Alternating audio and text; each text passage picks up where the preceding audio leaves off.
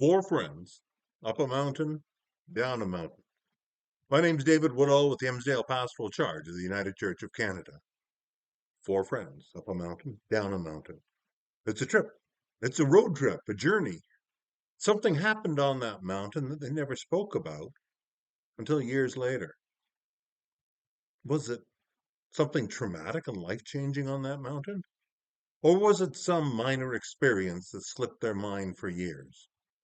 I think one of the gifts that we have in this life is the ability to look back on the experiences that we have gone through.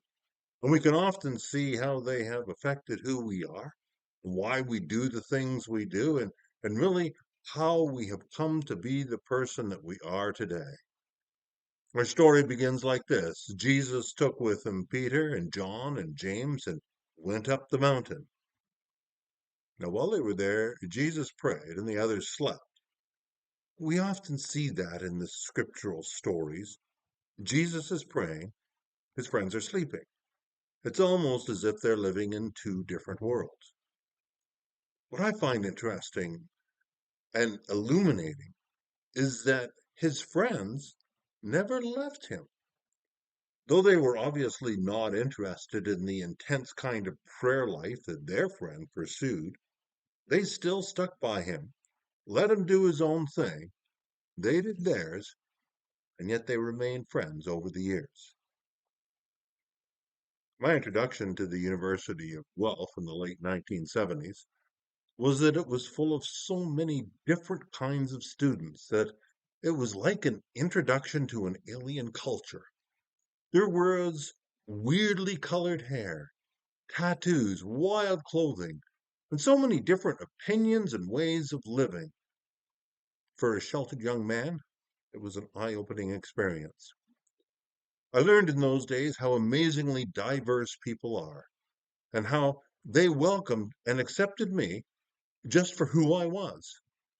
And undoubtedly, I was as weirdly alien to them as they were to me. I think about that in these days of social conformity, when so many people look to social media for information, when we judge others just because they're different. And I contrast that with my experience of diversity and inclusion at the University of Guelph. Welcomed diversity. Many churches today have adopted the approach of open minds, open hearts, open doors. And many people have adopted that same approach in their lives. You see, I see Jesus' friends standing by him, though they're not participating in what he does, but they're allowing him to do what he needs to do. And on that mountaintop, things changed for Jesus. It seems that he redefined how he was pursuing his ministry. From that point on, he took his message increasingly into the heart of the Israelite people, eventually heading directly to Jerusalem. And apart from some dramatic denial shortly after Jesus' arrest, all his friends, or we call them disciples, but they were friends first, went with him on that journey. To have friends who accept you for who you are, who join in your journey of life, who support you along the way, even when they're not sure about what you're doing. This is a sure foundation in life. And I hope that you share these things with your friends as well, that you join in their journey of life. You give them unqualified love despite their actions, and you keep your minds and your hearts and your doors open wide, always for them. When I reflect on my own experiences and I see how Jesus dealt with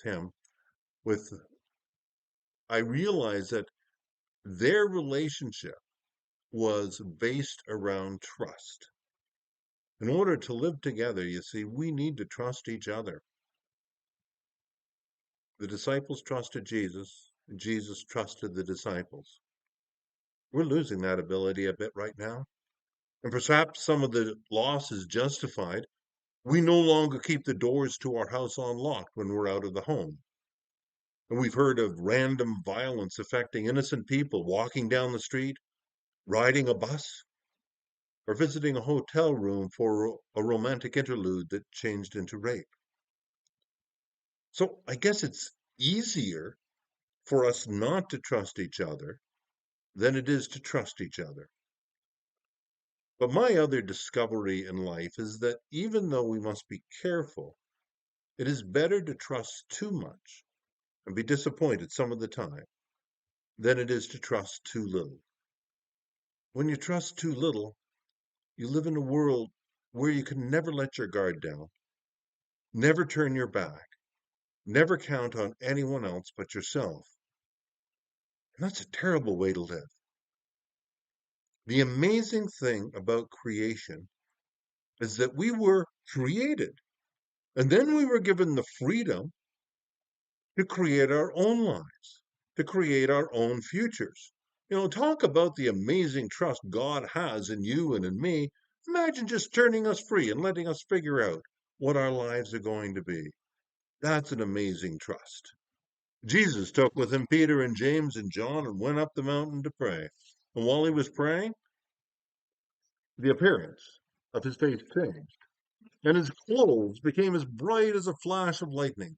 And from the cloud came a voice that said, "This is my chosen, my son. Listen to him. In him I am well pleased." Wow, talking about an amazing trust. The trust that God had in Jesus. The trust that was revealed to Jesus' three friends on that day. Imagine God trusting Jesus' friends that much. The trust the friends had in Jesus, the trust that Jesus had in his friends. And this trust was important for them because life unexpectedly changed for all four of them. And unexpectedly, life can change for each of us. It could be some tragedy or deeply personal loss. It could be some moment of joy when love bursts forth. There are so many ways that life can change unexpectedly for us. And what I hope for myself and for you is that I will remain the person you have always known, and that you will remain the person I have always known. Now, both of us will change, but because we know each other and we trust each other, we can change, we can grow. I can trust in you, and you can trust in me. And that together we'll have open minds and open hearts, and our doors will be always open to connect you and I together. There's a lot of talk again these days about closing minds, about closing hearts, about closing doors. I think about the movement to control the LGBTQ2 spirited children and youth in our country and in North America. And it goes something like this: let's not educate them, because we don't trust that God made them very well.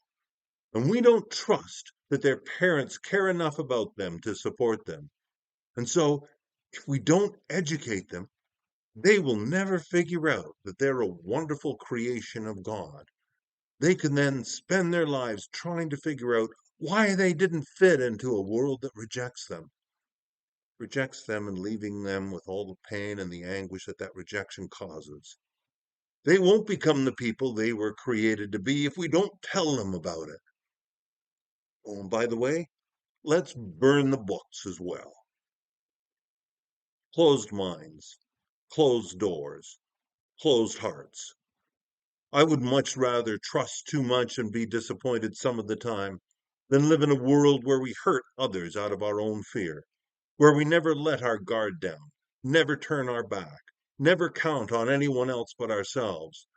My friends, God did not make mistakes. But if we don't trust, we can sure make some terrible mistakes. On that mountain, something changed dramatically. And today, something new is beginning to take place. This journey of Lent that we are on, that has taken us to the top of a mountain and then down again into real life, invites us forward. In the face of great mistrust, we will trust too much. In the face of climate disasters, we will seek new ways of living. In the face of book burnings and bannings, in the face of government control of people and declining freedoms and expanding surveillance, we will stand firmly on the principles of democracy and justice and human rights. In the face of wars and rumors of wars, we will work for peace. In the face of division, exclusion, and our inability to hear others without judging, we will honor the right of free speech, and we will listen with respect and accept with respect. The thing to understand here is that the journey carried on after the mountain. The four friends coming down that mountain trusted each other, even though things had changed. And that's the most important part of this story. I'm transformed not by what I do or what I'm entitled to, but by the gift of trust given to me through the love of God, by the trust I place in you and the trust you place in me. We keep our minds open, our doors open, and our hearts open. Trust God. Let's trust each other. Let's be in this journey of Lent good friends.